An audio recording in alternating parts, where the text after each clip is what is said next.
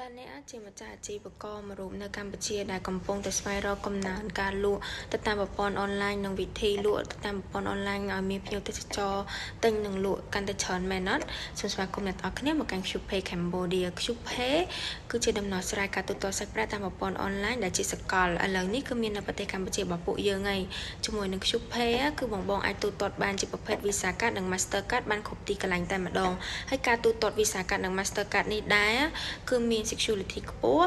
ជួយឲ្យបងទទួលបានសាច់ប្រាក់លឿនរហ័សនិងមានសុវត្ថិភាពខ្លាំងមែនតើ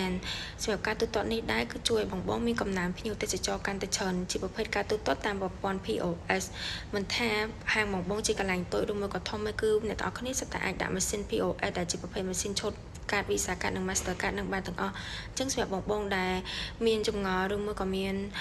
បញ្ហាអីគឺអាចឆាតចូលទៅក្នុង page របស់ពួកយើងបានហើយសម្រាប់ការដាក់ម៉ាស៊ីននេះដែរគឺបងអាចធ្វើការទំនាក់ទំនងមកកាន់ក្រុមហ៊ុនរបស់ពួកយើងបានពួកយើងនឹងចុះឆែកទីតាំងជូនបងនិងធ្វើការដាក់ម៉ាស៊ីនឆូតកាតនឹងជូនបងដែលអាចឆូតទៅតាមប្រភេទ Visa Card និង Mastercard និងការជាច្រើនជាមួយពិភពលោកទៀតអញ្ចឹងដើម្បីកុំឲ្យបាត់កំណើនភ្ញៀវទេសចររបស់អ្នកទាំងអស់គ្នាគួរតែដាក់ម៉ាស៊ីន POS ដែលជាប្រភេទម៉ាស៊ីនឆូតកាតនេះនៅហាងរបស់អ្នកទាំងអស់គ្នាឲ្យបានមួយមិនថាបងហាងតូចធំអីគឺយើងអាចដាក់បានទាំងអស់អញ្ចឹងកុំភ្លេចតាក់ទងមកកាន់ QPay ទាំងអស់គ្នាណា QPay នឹងនាំអ្នកទាំងអស់គ្នាទៅកាន់ភាពរីកចម្រើន